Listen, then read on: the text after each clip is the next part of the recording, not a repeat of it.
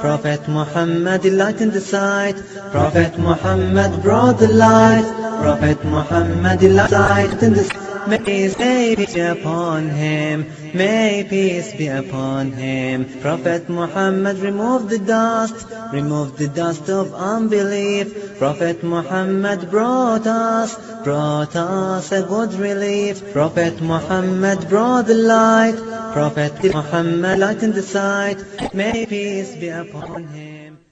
Alhamdulillah, all praise be to Allah, wa salatu wa salamu ala Rasulullah, and blessings and peace be on the Messenger of Allah. Dear brothers and sisters, last time in this series of episodes about the prophetic medicine or the medicine of the Prophet ﷺ, which we titled intentionally More Than Honey and Black Seeds, to broaden our understanding of the medicine of the Prophet ﷺ and the guidance of the Sharia with regard to the maintenance as well as preservation, promotion of the human health. We were talking last time about hygiene. And when we talked about Khisal al-Fitra, we mentioned two hadith, one from Abi Hurairah, one from Aisha radiallahu anha. The combination of the two hadith would give us about 11 habits, good habits that are healthy for our bodies. We will go over most of those habits in detail, individually, but to start with, the first thing that was mentioned in the hadith of Abi Hurairah, which mentioned 5 of the characteristics, the qualities that are in agreement with our genuine inclination. The first thing that was mentioned is circumcision. The Prophet ﷺ said, Al-fitratu khams. 5 things are the genuine inclination of humanity, or the natural way for human beings. And the first one, he said, al-khitan, which is circumcision. And then he said, al-istihdad, which is shaving the pubes, and so on and so forth. The other ones that the Prophet ﷺ mentioned, which is to cut the mustache or trim it, clip the fingernails, and pluck the hair of the armpit. But the first one, which is the circumcision. Now, circumcision, is that the male circumcision or the female circumcision? Someone may say, but this one may be the female circumcision as well, because it does not specify male circumcision. And you should mention that which is for you and that which is against you. And now, if there are studies that prove that male circumcision does actually have some health benefits, such as decreasing the number of urinary tract infections, decreasing the possibility of infections, and so on and so forth. And there have been studies as well that have shown that it could be helpful also for future mates. And there has been a large WHO, World Health Organization, study that did actually show, to the point of maximum significance, statistical significance, that there is actually a benefit in decreasing the communicability of HIV, the virus.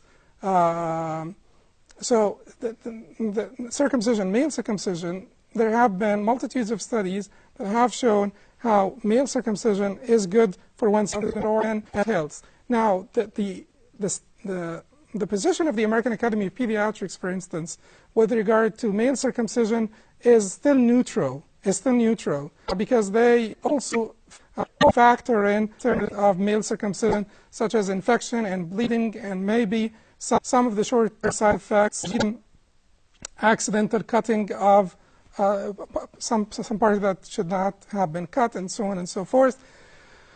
But that neutral position, many of the physicians believe that that position is somewhat not impartial, because the amount of studies, the amount of the pro studies, the amount of studies that prove the benefit of circumcision are certainly greater, more specific, and their value is higher. But at any rate, they take a neutral position. But when they take a neutral position, they say that it will be left up to the parents, because it is some people's custom. So some people's custom to lift up to the preferences and circumcise the infant, so it's and customs and religious convictions of the parents. They do this when it comes to male circumcision. But what about female circumcision? And why don't they do this when it comes to female circumcision? Someone may say, because female circumcision is all bad, because female circumcision has been proven to be harmful.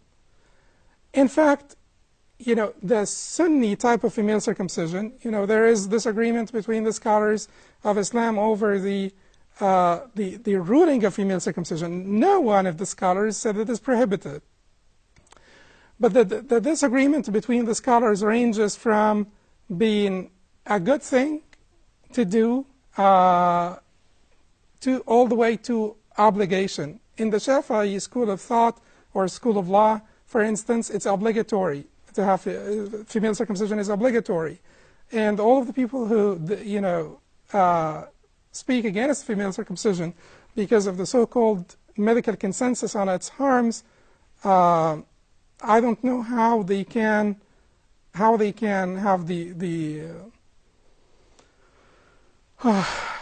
to be polite, how do they have the courage of saying such a statement or making such a statement when it is obligatory in the Shafi'i fiqh to say that circumcision has nothing to do with Islam. Female circumcision has nothing to do with Islam when it is actually obligatory in one of the 4 major schools of law in Islam. The Malikis say that this is mustahab, which is lower than sunnah according to the Malikis. Hanafis and Hanbalis, they say it's makrumah. It's a good thing to do for the woman. All of them agree that it is not prohibited. All of them agree that it is mashru'ah, which is permissible or prescribed even. And so now, female circumcision that has been prescribed in Islam is the so-called ritual nicking, which is a very, very mild procedure that doesn't involve any harm and has never been proven by any medical studies to be harmful. If you try to remember that controversy, try to remember the hadith that is often quoted when the Prophet ﷺ said to Atiyya, "Khudi wa tunhiki, ashimmi wa la tunhiki, iqta'i," or cut, but do not be excessive. In one of the reports, he even said ashimmi. Ashimmi comes from sham. Sham is smelling, to smell. So when you smell something, you actually do not take anything out of it. You just smell the odor of it. So if you smell meat, you're just smelling it. So you're getting the odor of the meat, but you're not cutting from the meat itself. In other words, the Prophet was saying to her, cut the least part that you can cut. Cut the least part that you can cut, and do not be excessive. This is not cutting, this does not involve at all cutting the clitoris. So oftentimes female circumcision is called clitorectomy, which is a misnomer, because that cutting involves cutting the clitoral hood. Nothing of the clitoris is cut, and that is the correct position. That's the strong position. I brought this specifically to show you. This is a magazine, this is Pediatrics, the May issue, May 2010 of the most authoritative magazine in pediatric medicine in America. And they have here a policy statement, ritual genital cutting of female minors. And this is a policy statement. This is the May 2010 issue of the Pediatrics magazine. This policy statement here is written by the Committee on Bioethics. This is not a personal opinion. This is the opinion of the Committee on Bioethics, the committee that should be talking about this issue, in other words. And what they say here is quite interesting, and I'll read to you verbatim here from this article because it is important. They say the commonly used female genital mutilation, the commonly used name, female genital mutilation, is also problematic. Some forms of female genital cutting are less extensive than the newborn male circumcision commonly performed in the West. Some forms of female genital cutting are less extensive than the newborn male circumcision commonly performed in the West. So why do you call it mutilation here and not mutilation there? And then they talked about female genital cutting being not only practiced in Islamic countries, but also practiced in non-Islamic countries. They then said that the World Health Organization and other international health organizations are silent on the pros and cons of pricking or minor incisions. The option of offering a ritual nick is currently precluded by U.S. federal law. So it is not a matter of health. It's not a matter of studies. It's not a matter of science. It's a matter of laws. The laws are decided arbitrarily by individuals.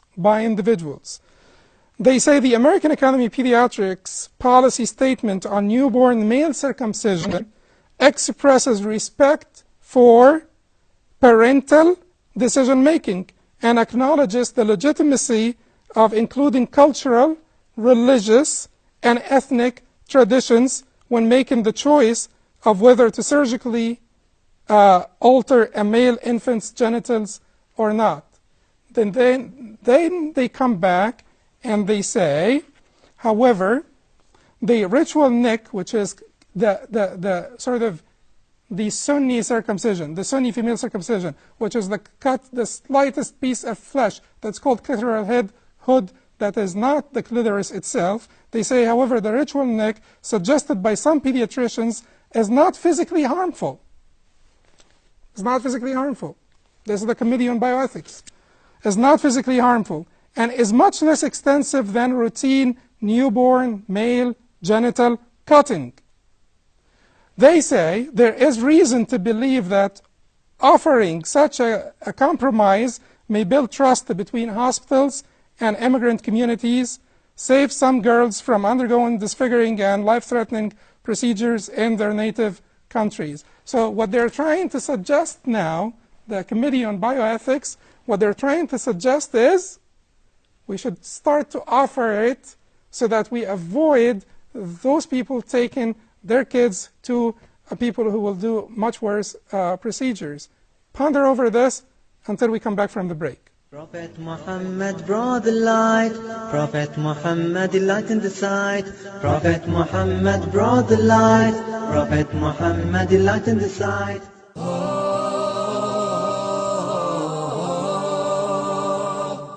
We are covering the manners in Islam that a Muslim is supposed to have in Islam. There is a strong link between having good manners and piety.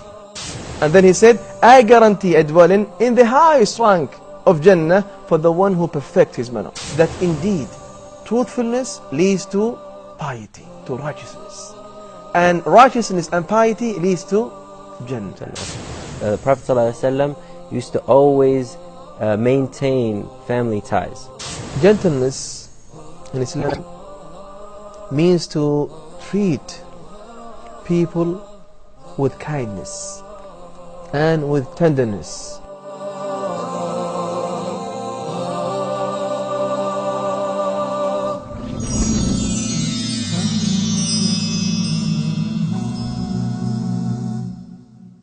Prophet Muhammad brought the light.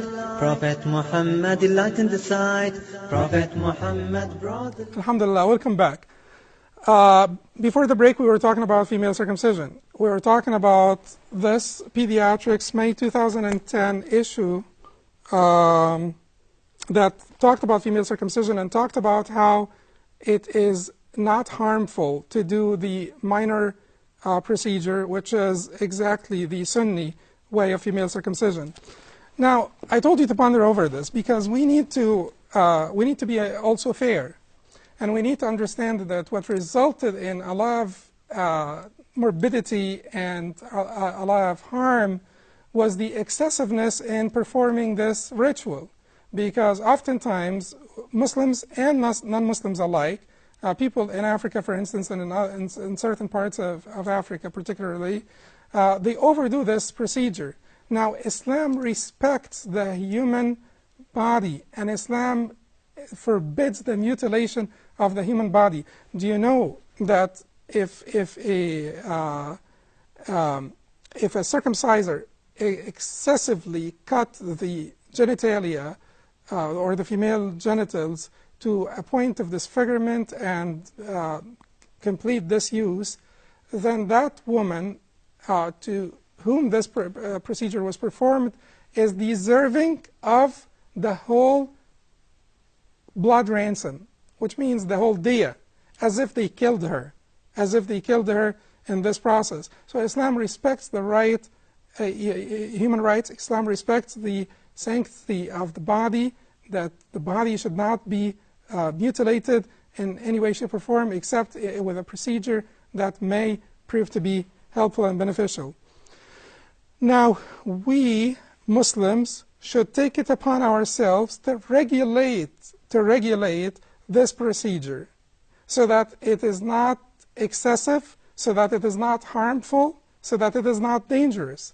But then instead of regulating the procedure, some of the Muslim countries embarked on banning the procedure, which will consequently lead to the physicians abstaining from performing this procedure and the non-physicians taking over this practice, which will be certainly devastating to the health of many people. That is the dogma versus the science. The science does not say that the procedure is harmful. The World Health Organization's study on female circumcision did not address the Sunni circumcision at all. That is the study that's quoted by everyone. It did not address the minor circumcision, which is the ritual nicking or the minor pricking. It was talking about a different form of circumcision. We have an obligation to regulate it. We have an obligation to protect the women from the excessiveness and abuse of this procedure, but we should not ban it. And we should not talk about consensus of medical professionals on the harm of this or that before we actually verify, before we actually analyze the studies and see what those studies are talking about. And like I told you here, like I read for you from this periodical, it is not harmful. It's not physically harmful. Could it be beneficial? Yes, it may be beneficial. In fact, theoretically speaking, up until the middle of last century, there were American physicians talking about the benefits of female circumcision, this and this and that. There are now the so-called sexologists who specialize in this area who believe that circumcision could have benefits. American, and they are not Muslim or anything. So Western specialists who believe that there may be benefits. Now, the benefits have not been proven by well-done studies. And we have to be, as Muslims, we also, when we talk to people, we have to be impartial. Now, studies means studies. Certain standards have to be applied, and it has to be structured in a certain way. Statistics have to be used in order to prove the significance of the results and the value of the results, and so on and so forth. So we have not embarked on doing those studies, and no one else will do them. But theoretically speaking, if you hypothesize, theorize, theoretically speaking, there could be benefits. The same benefits that are involved in male circumcision. And why not? Because the clitoral hood is the counterpart of the foreskin in males. We know that the clitoris is the counterpart of the penis. We know that the clitoral hood is the counterpart of the foreskin. So if it is the counterpart, then it is very expected that it would have the same benefits, even if they were less, because certainly there is a difference in size between the foreskin and the clitoral hood. But even if less, and that's exactly what you find in Islam. The emphasis on male circumcision in Islam is much greater than the emphasis on female circumcision because the benefit in male circumcision is more obvious, is more significant than the benefit in female circumcision, and also the accumulation of urine and so on, which happens in males but not in females. But the smegma, which is the discharge that accumulates underneath the foreskin, between the foreskin and the glands, is also present between the clitoral hood and the clitoris. And the smegma has been found to be harmful, to be precancerous, and to be harmful. So we can certainly hypothesize, but we need well-done studies to prove the benefits of female circumcision in a way that is convincing, But the least that we should say is that the type of circumcision that has been disagreed over in Islam is not harmful at all. But the disagreement at the same time is not about permissibility versus impermissibility. The disagreement is about obligation versus preference versus being a thing for the woman and her future husband.